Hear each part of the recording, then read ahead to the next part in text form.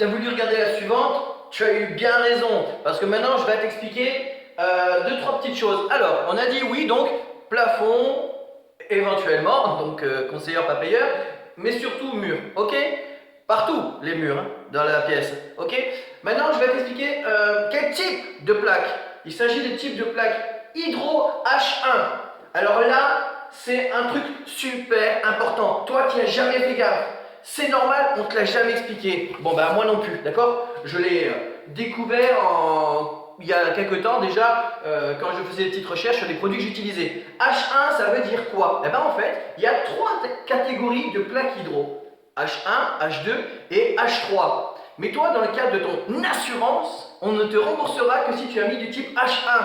Donc, cette petite nuance, bah toi, bah tu vas trouver ça vachement important au moment de tes dégâts des eaux, si jamais tu dois te faire rembourser par ton assurance et que sur ta facture, c'est affiché H1. Quoi, qu'est-ce que le H1? Je t'explique. On a fait les tests du produit en conditions réelles. Genre, ton principal dilemme, généralement, c'est que si jamais il y a une fuite sous carrelage, ça passe sous la plaque pompe et ça remonte, dégâts des eaux mortels. Bon, si tu as mis un type H1, ils ont fait un test qui dit que pendant 48 heures, si la plaque trempe dans l'eau, il n'y a que 0,5 cm, donc 5 mm, de remontée capillaire. Donc là, en gros, si tu as eu le temps de nettoyer ton sol, d'accord, si tu n'as pas passé ton temps non plus à inonder, tu n'auras jamais de problème, ok? Maintenant, si tu as acheté du type H2 ou H3, la remontée capillaire monte plus haut. Et si tu as utilisé une plaque standard, ça monte entre 25 et 35 cm pour le même temps, ok? Maintenant, si toi, tu asperges tes murs avec la douche comme ça, d'accord, en direct.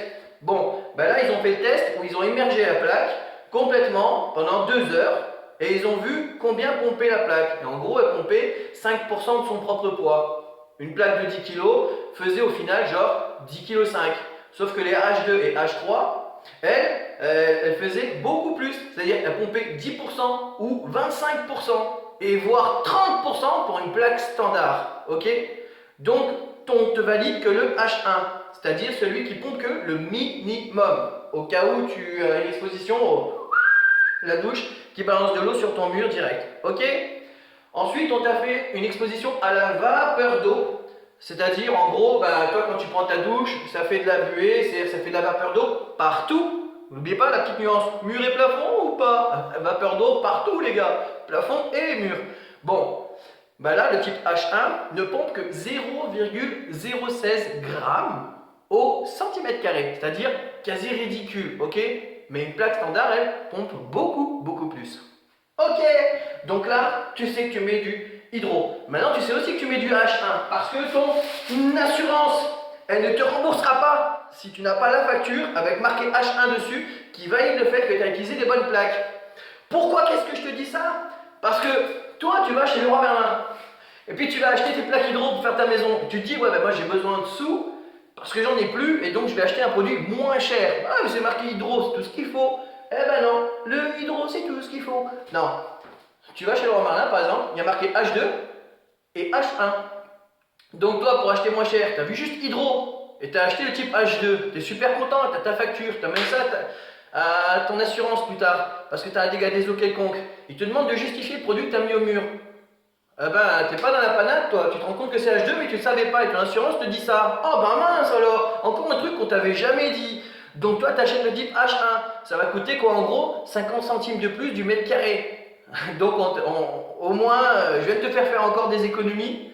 Pas sur le moment, mais sur le plus tard. Tu sais encore? Il y a encore mieux. Un type d'arnaque. Toi, comme tu sais, comme il n'y a que le H1 qui fonctionne, eh bien, les gens vont jouer sur juste le terme hydro et sur la norme. C'est-à-dire que tu vas chez Brico Pipo et là, tu as la plaque qu'on te vend en hydro. Donc toi, tu vas juste marquer hydro. Donc vas-y, t'y vas toi. Sauf que c'est juste marqué CE au bout. Non, toi, normalement, ça doit être une plaque associée à une certification. Et généralement, c'est l'organisme AFNOR qui délivre les certifications d'État pour la NF, d'accord, ou pour le CSTB, c'est cet organisme qui délivre les certifications. Toi, tu vas chez Brico Pipo et on t'a juste dit que c'était norme CE. Tu crois que toi, parce que c'est norme CE, c'est une certification? Ben non. Ça, la norme CE, c'est juste une indication qui te dit que ça a été produit en Union européenne dans un cadre précis de sanitaire et de respect des lois européennes concernant la production de ton matériau. Autrement dit, c'est juste que ça a été produit en Europe, mais pas que ça répond à une certification ou à une obligation. Donc tu te fais encore avoir parce que tu as voulu tirer vers le moins cher. Ok? Donc celle-là, elle sera vendue à 5,30 € du mètre carré au lieu de 6,17 € du mètre carré. Tu as fait une économie vraiment minime de chez minime, ok? Mais résultat, tu te fais avoir parce que ton produit, il n'est même pas marqué s'il a été exposé à des tests ou quoi que ce soit. Donc il y a marqué hydro, mais si ça se trouve dedans, il y en a 100 fois moins que dans la plaque hydro qui a été validée par un test. Mais toi, tu le sais pas, tu vois juste marqué hydro. Et bien là, le jour où pareil, tu as un problème, tu es dans la panade. Et si ça se trouve, tu auras en plus un plus gros problème au terme de remontée d'humidité s'il y a quasiment que dalle. Alors on le sait bien, la norme française c'est une chose, la norme européenne c'en est une autre, les gars.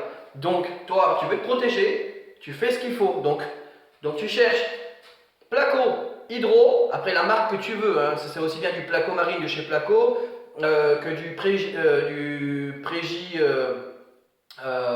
Hydro, d'accord, de chez Lafarge ou Knauf, voilà. Donc toi, tu regardes plaque hydro type H1, ok? Et en face, il faut qu'il y ait en plus une appellation genre NF ou une certification. Ok, quelconque, ça veut dire que ça a été soumis à un test. Ok, allez, on passe encore au point suivant, tu vas voir, il y a encore des choses à savoir.